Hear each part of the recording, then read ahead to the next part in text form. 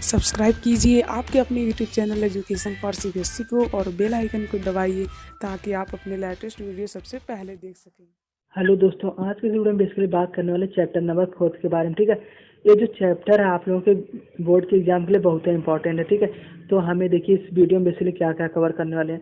तो सबसे पहले हम लोग यही देखेंगे कि हमारे इम्पोर्टेंट क्वेश्चन क्या क्या है। ठीक है, दूसरी बात मैं आप लोगों को इसका आंसर भी बताऊंगा कि जिसके थ्रू आप लोगों का कम से कम ये एहसास हो जाए या अप्रोच आप लोगों को क्लियर है भैया हमें इस क्वेश्चन को कैसे करना है और इसमें क्या क्या लिखना है। ठीक है, तो मतलब क्या और कैसे करना है, ये दोनों बातें क्लियर हो जाएंगी। तीसरी बात की आप लोग इसका स्क्रीनशॉट जरूर ले लीजिएगा।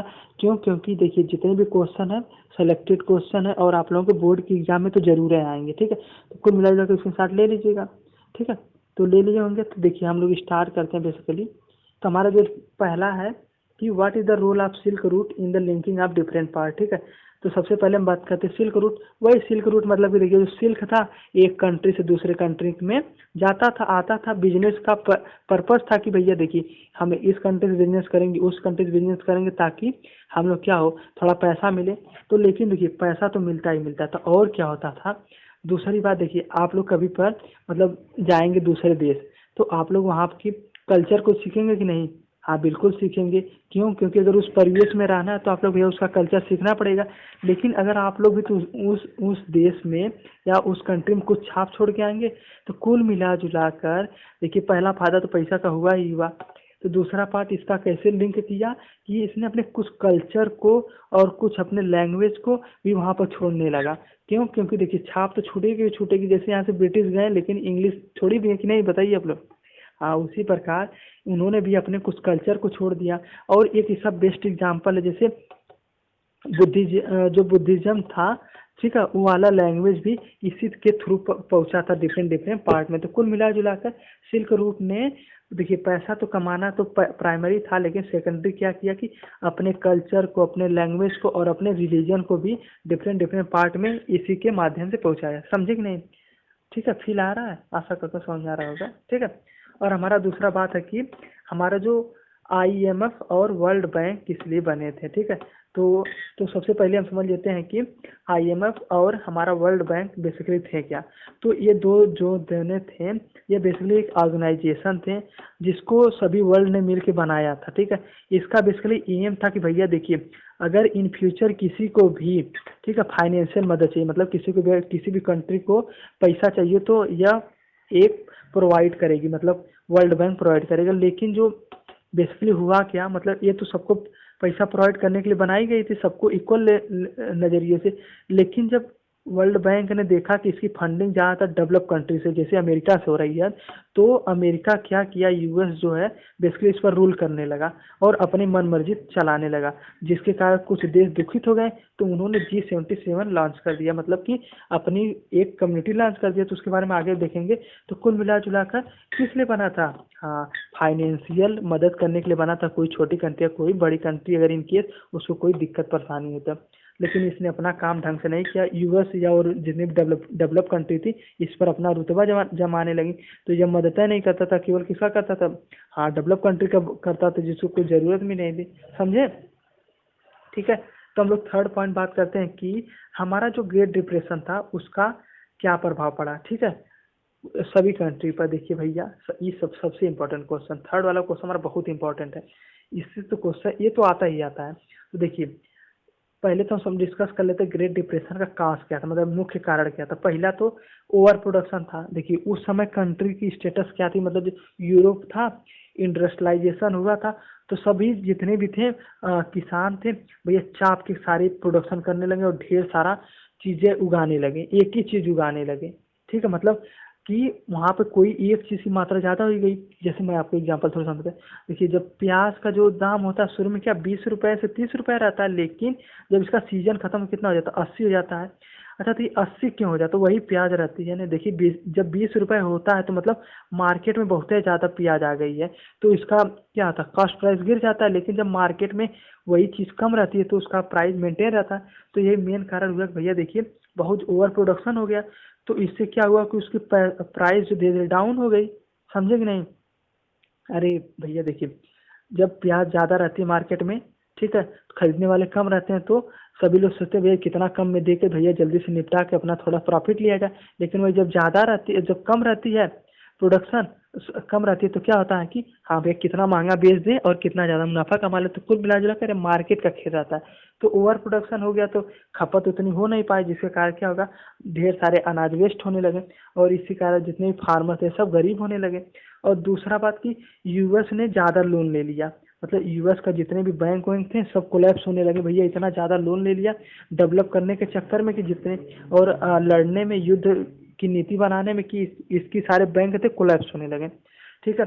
और दूसरा बात, अब बताइए, ये सब तो हुआ ही हुआ और जितने भी लड़ाइयाँ हो रही तो उससे क्या होता भैया, कोई इंडस्ट्री सब ठप हो गई, मतलब कोई भी सब, मतलब किसी भी देश में युद्ध होगा तो क्या वहाँ पे इंडस्ट्री चलेगी? नहीं चलेगी। ठीक है। तो इसके कारण हुआ क्या बेसिकली कि जितने भी इंडस्ट्री से सब बंद हो गई तो सारा अनएम्प्लॉयमेंट भैया बढ़ने लगा, तो इसके कारण खाने के लिए लाले पड़ गए। दूसरा, एमएनसी जो थी वो ज़्यादा पैसा नहीं देती थी, एमएनसी मतलब जो मल्टीनेशनल कंपनी थी बेसिकली वो पैसा वैसा देती नहीं थी, तो इसके थ्रू क्या हुआ, सभी लेबर भी परेशान होने लगे।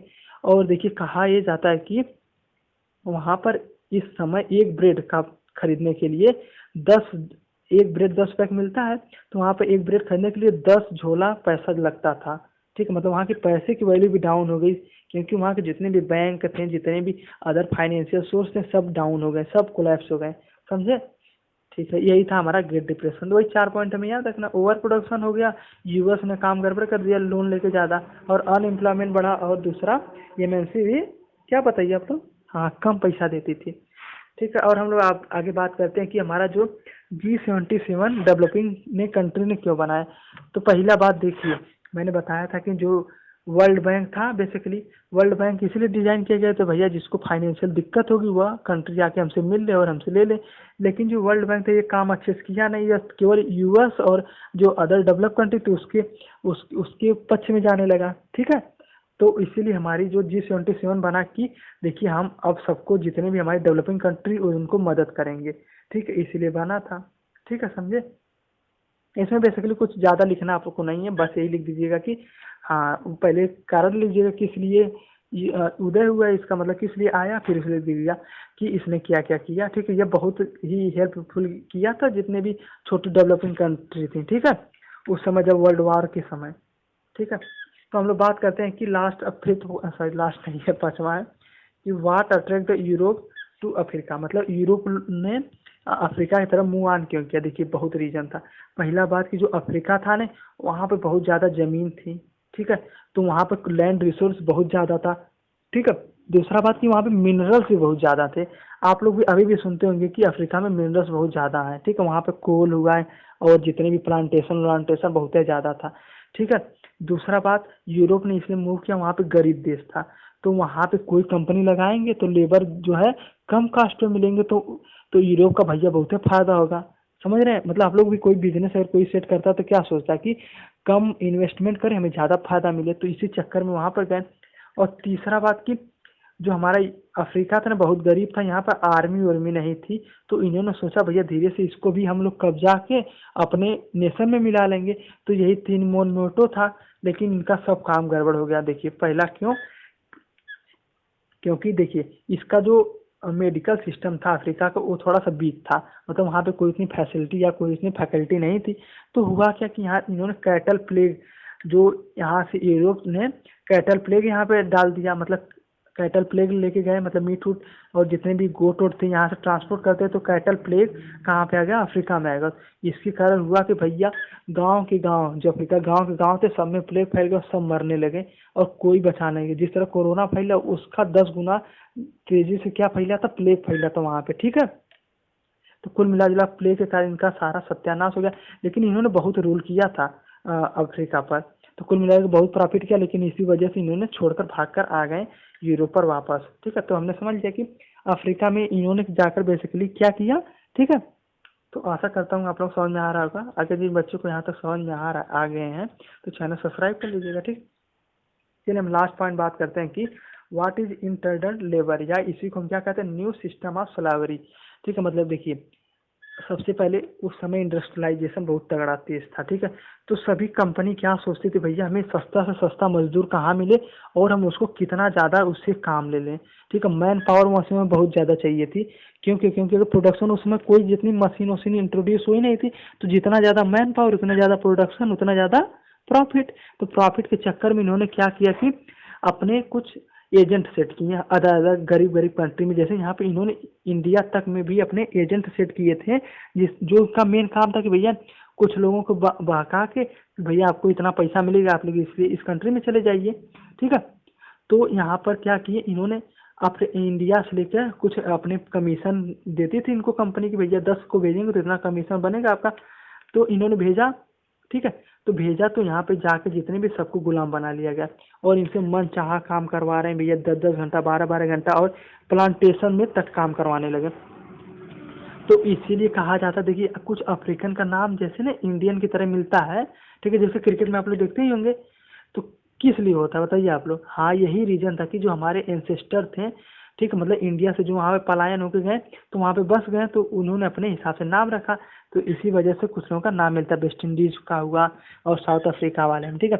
तो न्यू सिस्टम आप इन्हें समझे क्या है, न्यू सिस्टम स्लैवरी कि मतलब कुछ लोगों को बंधुआ मजदूर बना के उन लोगों से मनचाहा काम करवाना, भैया प्लांटेशन में घुसा देते थे, इंडस्ट्री में घुसा देते थे ज़्यादा प्रोडक्शन और ज़्यादा प्रॉपर्टी के चक्कर में, और वेज भी कम देते थे। यही सब मेन रीजन था जिसका ग्रेट डिप्रेशन का कारण। तो आशा करता हूँ आप लोग वीडियो समझ में आया होगा, ठीक है। यही कुल मिला जुला कर इसी में से आप लोगों से क्वेश्चन घुमा फिरा के पूछ लेगा, ठीक है। तो आप लोग आसानी से कर लीजिएगा। तो आशा करता हूँ आप लोग वीडियो पसंद आए, चैनल सब्सक्राइब कर लीजिए। आज के लिए धन्यवाद।